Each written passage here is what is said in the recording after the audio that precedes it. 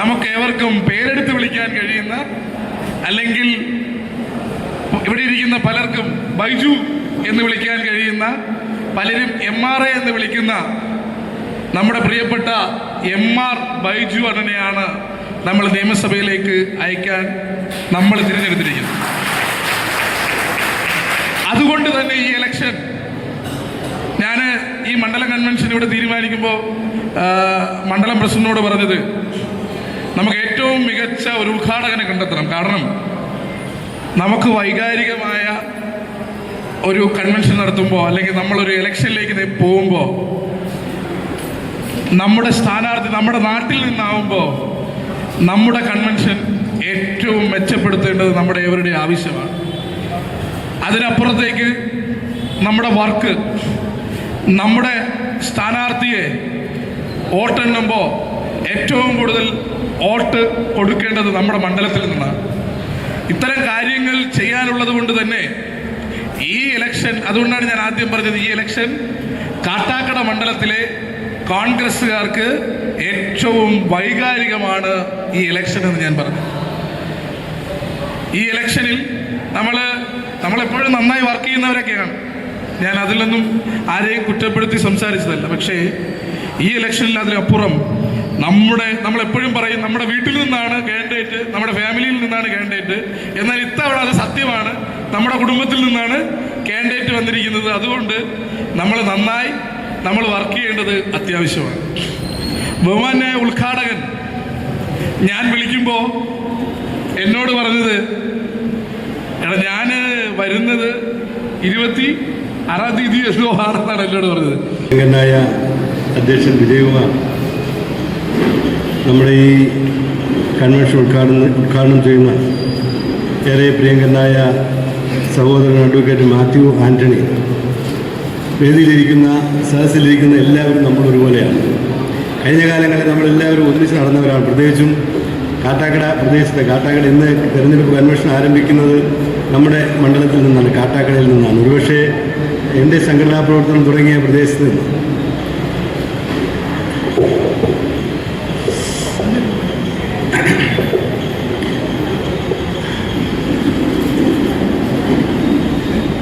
പോയി പറഞ്ഞ് നമ്മൾ തുടങ്ങുമ്പോൾ പിന്നെ ഇത് എവിടെയാണ് പാളിപ്പോകുന്നത് അറിയില്ല. അതുകൊണ്ട് നിർത്തിക്കുക.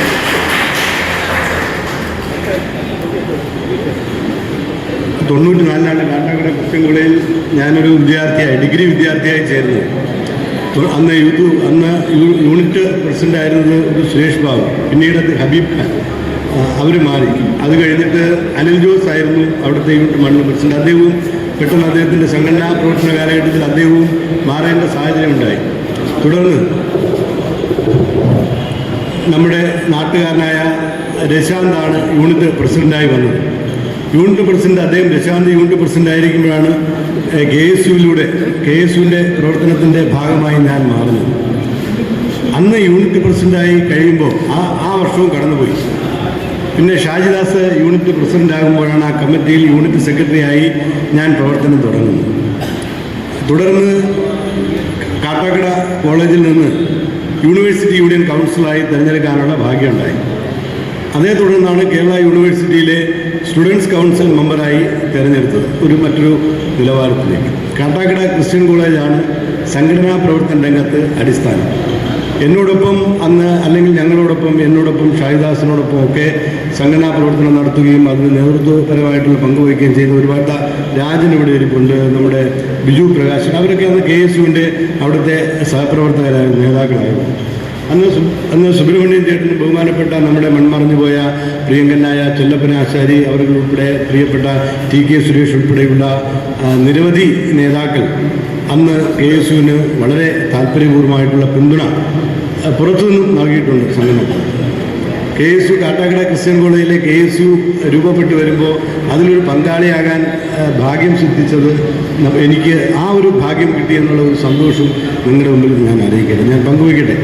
അന്ന് ഇവിടെ ഇരിക്കുന്ന നേതാക്കൾ, റഷീദ് കാക്ക അന്ന് യൂത്ത് കോൺഗ്രസിൻ്റെ മണ്ഡലം പ്രസിഡന്റ് ആയിരുന്നു. അപ്പോൾ ആ സമയത്ത് പിന്നീട് തുടർന്ന് ഞങ്ങൾ KSUവിൻ്റെ ഘട്ടത്തിലൂടെ കടന്നു പോകുമ്പോൾ പ്രിയപ്പെട്ട RV രാജേഷിൻ്റെ കാര്യം ഇവിടെ പറഞ്ഞില്ല. അദ്ദേഹം സുഖമില്ലാതെ വിശ്രമത്തിലാണ്. ഞാൻ അദ്ദേഹത്തെ പോയി കണ്ടിരുന്നു. നമ്മുടെ വേണ്ടപ്പെട്ട സഹോദര തുല്യനായ സുഹൃത്താണ് പ്രിയപ്പെട്ട രാജേഷ്. അദ്ദേഹം യൂത്ത് കോൺഗ്രസിൻ്റെ മണ്ഡലം പ്രസിഡൻ്റായിരുന്നു. യൂത്ത് കോൺഗ്രസിൻ്റെ മണ്ഡലം പ്രസിഡൻ്റാകാനും KSUവിൻ്റെ ഭാരവാഹിയാകാനും ഒക്കെ നമ്മുടെ രാജേഷിന് അവസരം കിട്ടിയെങ്കിലും അന്ന് KSUവിൻ്റെ ഭാരവാഹിയാവാൻ ഞങ്ങൾക്ക് അവസരം കിട്ടിയില്ല. യൂത്ത് കോൺഗ്രസിൻ്റെ ഭാരവാഹിത്വത്തിലൂടെയാണ് പിന്നീട് മുന്നോട്ടുള്ള ചുവടുവയ്പ്പുകൾ നടത്താൻ കഴിഞ്ഞത്. പ്രത്യേകിച്ചും ആ സമയത്ത് എല്ലാ കാലഘട്ടത്തിലും കാട്ടാക്കടയിൽ പാർട്ടിയുടെ നേതൃത്വത്തിൽ നിൽക്കുന്ന ഇന്ന് നേതൃത്വ നിലയിൽ നിൽക്കുന്ന ഇവിടെ ഇരിക്കുന്ന നേതാക്കൾ എല്ലാവരും, ഞാൻ ഓരോരുത്തരെയായിട്ട് പേരെടുത്ത് ഞാൻ പറയുന്നില്ല, എല്ലാവരും നമുക്ക് ആരെയും ഒരു ഭാഗത്തോട്ട് മാറ്റി നിർത്താൻ സാധിക്കത്തില്ല. എല്ലാവരുടെയും സംഭാവന ഓരോ ഘട്ടത്തിലുള്ളത് വളരെ വലുതാണ്. വ്യക്തിപരമായി ഞാനൊരു കാര്യം പറയട്ടെ. ഞാൻ ഓരോരുത്തരെയും കാണുന്നു. ഇപ്പോൾ സുബ്രഹ്മണ്യൻ ചേട്ടനടക്കം ഇവിടെ ഇരിക്കുന്ന പലരും പറയുന്ന വ്യത്യസ്തമായിട്ടുള്ള പലരും ബൈജു കാര്യങ്ങളൊന്നും തുറന്നു പറയത്തില്ല, ചിലതൊക്കെ മൂടി വെച്ച് കേട്ടിട്ട് പോകും എന്നൊക്കെ പറയുന്നവരുണ്ട്. എനിക്കറിയാം. എനിക്ക് പറയാനുള്ളത്, ചില കാര്യങ്ങൾ നമ്മൾ പറയുന്ന കാര്യങ്ങൾ വ്യക്തമായി നടപ്പിലാക്കാൻ കഴിയുന്ന, അല്ലെങ്കിൽ അത് ശ്രദ്ധയോടെ കേട്ട് ആ വിധത്തിൽ പോകാൻ സാധ്യമാകുന്ന ഒരു അന്തരീക്ഷം ഉണ്ടെങ്കിലേ ഞാൻ ചില കാര്യങ്ങൾ തുറന്നു പറയാം. നമ്മൾ പറയുന്ന കാര്യങ്ങളിൽ ക്ലാരിറ്റി വേണം. അത്തരം വിഷയങ്ങൾ നടപ്പിലാക്കാനുള്ള, അല്ലെങ്കിൽ നടപ്പിലാക്കുന്നതാണ്, സംഘടനയ്ക്ക് അകത്തായാലും പുറത്തായാലും നടപ്പാക്കാൻ പറ്റുന്നതാണെങ്കിൽ പറയണം. അല്ലെങ്കിൽ പറയാതെ നമ്മൾ മനസ്സിൽ വെച്ചുകൊണ്ടിരുന്നാൽ മതി എന്നുള്ള ഒരു കൺസെപ്റ്റുള്ള ഒരാളാണ്.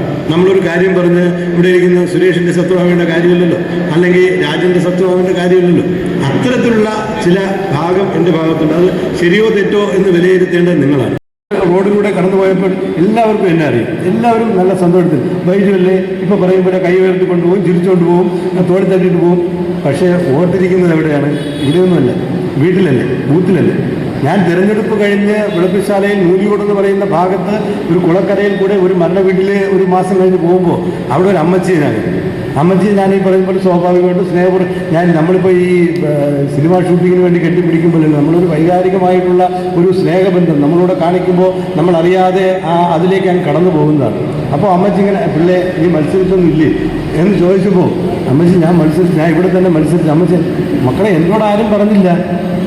ഒരു പഞ്ചായത്ത് തിരഞ്ഞെടുപ്പ്, ഒരുപക്ഷെ അത് പഞ്ചായത്ത് തിരഞ്ഞെടുപ്പിൻ്റെ ഭാഗമായിട്ട് ഒരുപാട് പേർ മത്സരിച്ചു. പഞ്ചായത്തിലും ബ്ലോക്കിലും ജില്ലയിലും ഒക്കെ പലരും മത്സരിക്കുമ്പോൾ ഈ നമ്മൾ നോട്ടീസിൻ്റെ വീട്ടിൽ കൊണ്ടുമ്പോൾ ഒരു കെട്ടുകണക്കിന് വായിക്കാൻ സാധിക്കാതെ വരുമ്പോൾ, അല്ലെങ്കിൽ ഒട്ടിച്ചിരിക്കുന്ന പോസ്റ്ററുകൾ എല്ലാവർക്കും കാണാൻ സാധിക്കാതെ വരുമ്പോൾ നമുക്ക് ഒരുപക്ഷെ അവരുടെ ശ്രദ്ധയിൽപ്പെട്ടില്ലായിരിക്കാം. പക്ഷെ നമ്മൾ ഈ വീട്ടിലിരിക്കുന്ന ഓരോരുത്തരെയും ഇത്തരം വിഷയങ്ങൾ ബോധ്യപ്പെടുത്തിയാലേ നമുക്ക് ജയം സാധ്യമാകത്തുള്ളൂ.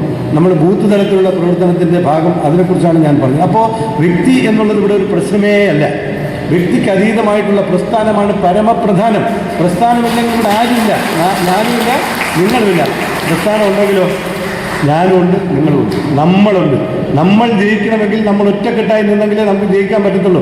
ഇവിടെ ആരും അല്ലാതെ വ്യക്തിപരമായിട്ട്, ഇപ്പം എൻ്റെ കാര്യത്തിൽ ഞാനുൾപ്പെടെ ആർക്കും വ്യക്തിപരമായിട്ടുള്ള ഇതിന് ഒരു പ്രസക്തിയുമില്ല. നമ്മുടെ കെട്ടുറപ്പാണ് പ്രധാനം. നമ്മൾ പരമപ്രധാനമായിട്ടുള്ള കെട്ടുറപ്പാണ് പ്രധാനം. നമ്മുടെ സംഘടനാ സംവിധാനമാണ് പ്രധാനം. അതിനുവേണ്ടിയുള്ള ശ്രമം ഏറ്റെടുക്കാനുള്ള മണിക്കൂറുകളെ നമ്മുടെ മുമ്പിൽ ശേഷിക്കുന്നു. ഈ സമയം നമ്മൾ എത്രത്തോളം കൃത്യതയോട് വിനിയോഗിക്കുന്നോ അതായിരിക്കും നമ്മുടെ വിജയത്തിന് ആധാരം. ഇപ്പോൾ നമ്മൾ ജയിച്ചില്ലെങ്കിൽ അതിൻ്റെ ബുദ്ധിമുട്ടാർക്കാം?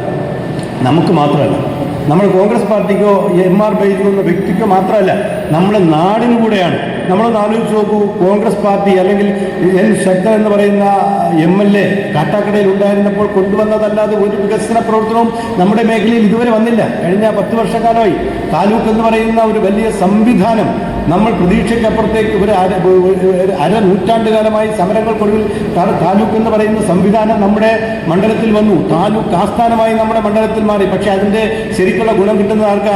താലൂക്ക് ആസ്ഥാനം. ഇപ്പം നെയ്യാറ്റിൻകര എടുത്താലും നെടുമങ്ങാട് എടുത്താലും ആറ്റിങ്ങൽ എടുത്താലും എല്ലായിടത്തും താലൂക്ക് ആസ്ഥാനം അതേ സ്ഥലത്ത്, ഈ പറയുന്ന പേരുള്ള സ്ഥലത്താണ്. താലൂക്ക് ആസ്ഥാനം നിലനിർത്താൻ പോലും കാട്ടാക്കടയുടെ അന്നത്തെ ഇടതുപക്ഷ പഞ്ചായത്ത് ഭരണ സംവിധാനത്തിന് കഴിഞ്ഞിട്ടില്ല. അന്ന് നമ്മൾ ചൂണ്ടിക്കാട്ടിയ പ്രദേശങ്ങളിൽ പ്രധാനപ്പെട്ടത് കൊളത്തുമ്മൽ LP സ്കൂളായാലും പൊന്നറ സ്കൂളായാലും മുനിയൂർ സ്റ്റേഡിയം ആയാലും ഇതൊന്നും തരുന്നതിന് വേണ്ടി അന്നത്തെ ഇടതുപക്ഷ പഞ്ചായത്ത് ഭരണ സംവിധാനം തുനിഞ്ഞില്ല. അവർ നമുക്കെതിരെ പ്രചാരണം നടത്തുന്നതിന് തുനിഞ്ഞപ്പോൾ താലൂക്ക് ആസ്ഥാനം നമ്മളെ വിട്ട് കടന്നുപോയി. അപ്പോൾ താലൂക്ക് എന്ന് പറയുന്ന സംവിധാനം നമ്മൾ അനുവദിച്ചെങ്കിലും അതിൻ്റെ ഗുണം കിട്ടുന്നതിന് കാട്ടാക്കട പഞ്ചായത്തിന് കഴിഞ്ഞില്ല എന്നുള്ളത്. എങ്കിലും നമ്മൾ കൊണ്ടുവന്ന ഒരു വലിയ വികസന പ്രവർത്തനം അതേപടി നിൽക്കുകയാണ്. ഇപ്പോൾ കഴിഞ്ഞ ദിവസങ്ങളിൽ നമ്മുടെ ചുറ്റുവട്ടത്തൂടെ റോഡിന് ഭൂമിയൊക്കെ അളവെടുത്തുകൊണ്ട് പോയി ചിലർക്ക് ചെക്കുകളൊക്കെ കൊടുത്തു എന്നുള്ളൊരു വാർത്തകൾ നമ്മളൊന്ന് ആലോചിച്ച് നോക്കൂ. നമ്മുടെ കാലഘട്ടത്തിൽ രൂപ നമ്മൾ അനുവദിച്ച അതിൻ്റെ നടപടിക്രമങ്ങളെല്ലാം പൂർത്തിയാക്കി നമ്മൾ ഈ റോഡിന് തറക്കല്ലിടുന്നതിന് വേണ്ടി സ്ഥലം ഏറ്റെടുക്കുന്നതിന് വേണ്ടി തഹസീൽദാരെ നമ്മൾ പോസ്റ്റ് ചെയ്തു. ഏറ്റവും അവസാന മന്ത്രിസഭാ യോഗത്തിൽ തഹസീൽദാരെ ഭൂമി അക്വിസിഷന് വേണ്ടിയുള്ള തഹസീൽദാരെ നമ്മൾ നിയമിക്കുന്നതിന് വേണ്ടിയുള്ള തീരുമാനമെടുത്തിട്ട് നമ്മൾ കടന്നു പോകുമ്പോൾ അത് നടപ്പിലാക്കാൻ ഇവർക്ക് കഴിഞ്ഞില്ല. എന്നിട്ട് ഇപ്പോൾ പുതിയ പരിപാടികളുമായി വരുമ്പോൾ റോഡ് വികസനം എവിടെ എത്തി നിൽക്കുന്നു, ടൗൺ വികസനം എവിടെ എത്തി നിൽക്കുന്നു, ഒരുപാട് ചോദ്യങ്ങൾ നമ്മുടെ മുമ്പിലുണ്ട്. നമ്മുടെ കോടതി സമുച്ചയം, ഞാൻ മറ്റു വിഷയങ്ങളിലേക്കും ഞാനിപ്പോൾ മതിയാക്കാം. ഈ കോടതി സമുച്ചയത്തിൻ്റെ നിർമ്മാണ പ്രവർത്തനങ്ങൾ നമ്മൾ ആരംഭിച്ചതാണ്. അതിപ്പോൾ ഇതുവരെ 10 വർഷമായിട്ട് അവർക്ക് പൂർത്തിയാക്കാൻ സാധിച്ചിട്ടില്ല. എന്നിട്ടും അവർ പറയുന്നു എല്ലാം കൊണ്ടുവന്നത് അവരാണ്. അതവിടെ നിൽക്കട്ടെ, ആ ഒരു ഭാഗം കടന്നു പോകുന്നു. അവർ പ്രചരിപ്പിക്കുന്ന മറ്റൊരു പ്രധാനപ്പെട്ട കാര്യം നമ്മൾ ശ്രദ്ധിക്കാൻ വേണ്ടി, ഇവിടെ താലൂക്ക് ആസ്ഥാനവുമായി ബന്ധപ്പെട്ട് ഏറ്റവും ആദ്യം വരേണ്ട സ്ഥാപനങ്ങളിലൊന്ന് RDO ഓഫീസാണ്. ഏറ്റവും പ്രധാനപ്പെട്ട നെടുമങ്ങാടും നെയ്യാറ്റിൻകരയൊക്കെ RDO ഓഫീസുണ്ട്. നമ്മളിവിടെ ആ പ്രധാനപ്പെട്ട താലൂക്ക് ആസ്ഥാനത്തിന് ഏറ്റവും പ്രധാനപ്പെട്ട സ്ഥാപനങ്ങളിൽ ഒന്നുപോലും വന്നില്ല എന്ന് സൂചിപ്പിക്കുന്നതിന് വേണ്ടിയും ഇടതുപക്ഷക്കാരൻ്റെ 10 വർഷക്കാലത്തിൽ ഒരു ഗുണവുമില്ല എന്ന് പറയുന്നതിന് വേണ്ടിയാണ് ഞാൻ പറഞ്ഞത്. ഏറ്റവും പ്രധാനപ്പെട്ട വിഷയം ഒന്ന്, പ്രചരിപ്പിക്കുന്ന 2 സ്ഥാനാർത്ഥികൾ, ഇടതുപക്ഷക്കാരനും BJP-കാരനും ഇവിടെ മത്സരിക്കും. രണ്ടും പ്രമുഖരായ സ്ഥാനാർത്ഥികളെന്ന് അവകാശപ്പെട്ടുകൊണ്ടാണ് മത്സരരംഗത്ത് വന്നത്. പ്രധാനമായും അവർ പ്രഗത്ഭരോ അതിപ്രശസ്തരോ ആയിക്കൊള്ളട്ടെ, നമുക്ക് ആ കാര്യം തർക്കമില്ല. പക്ഷേ അത്തരത്തിലുള്ള ആൾക്കാർ നമ്മുടെ സമൂഹത്തിൽ എത്ര പേരുണ്ട്? തുച്ഛമായിട്ടുള്ള 2-3% പേർ ആൾക്കാർ മാത്രം. പക്ഷേ നമ്മുടെ കാട്ടാക്കട നിയോജകമണ്ഡലത്തിൽ വരുന്ന 95% ആൾക്കാരുടെ പ്രതിനിധികളായിട്ടാണ് നമ്മളിവിടെ ഒത്തുകൂടുന്നത്. നമ്മൾ സാധാരണക്കാരാണ്, നമ്മൾ പാവപ്പെട്ടവരാണ്, നമ്മൾ സമൂഹത്തിൽ ഏറ്റവും താഴെത്തട്ടിൽ ജീവിക്കുന്നവരാണ്. അത്തരത്തിൽ ജീവിക്കുന്ന ഞാനും നിങ്ങളടക്കമുള്ള ഒരു വലിയ സമൂഹത്തിൻ്റെ പ്രതിനിധിയായി തിരഞ്ഞെടുക്കപ്പെടുന്നതിന് വേണ്ടിയാണ് കോൺഗ്രസ് പാർട്ടി എന്നെ ചുമതലപ്പെടുത്തിയിരിക്കുന്നത്. നമുക്ക് ആ കാര്യത്തിൽ നമുക്ക് വിജയിക്കാൻ കഴിഞ്ഞില്ലെങ്കിൽ, ഈ വിഷയത്തിൽ വിജയിക്കാൻ കഴിഞ്ഞില്ലെങ്കിൽ അത് നമ്മുടെ മാത്രം പ്രശ്നമല്ല. ഞാൻ നേരത്തെ സൂചിപ്പിച്ചതുപോലെ ഉന്നത നിലവാരം പുലർത്തുന്ന ഒരു 1-2% ആൾക്കാർക്ക് മാത്രം ഗുണം കിട്ടുന്ന ഒരു ഭരണ സംവിധാനമായി ഈ സംവിധാനം മാറും. അതിനെ ചെറുത്തു തോൽപ്പിക്കണമെങ്കിൽ നമ്മുടെ നിയോജകമണ്ഡലത്തിലും അടക്കം വരുന്ന, കേരള സംസ്ഥാനത്ത് അടക്കം വരുന്ന ലക്ഷോപലക്ഷം സാധാരണക്കാരുടെ പാവപ്പെട്ടവൻ്റെ പ്രതിനിധിയായി ഞാൻ ഉൾപ്പെടെയുള്ള ജനപ്രതിനിധികൾ തിരഞ്ഞെടുക്കപ്പെട്ടാൽ മാത്രമേ, കോൺഗ്രസിൻ്റെ പ്രതിനിധികൾ വന്നാൽ മാത്രമേ കേരളത്തിൽ അത്തരത്തിലൊരു ഭരണ സംവിധാനം വരൂ എന്ന് സൂചിപ്പിക്കുന്നതിന് വേണ്ടിയാണ്.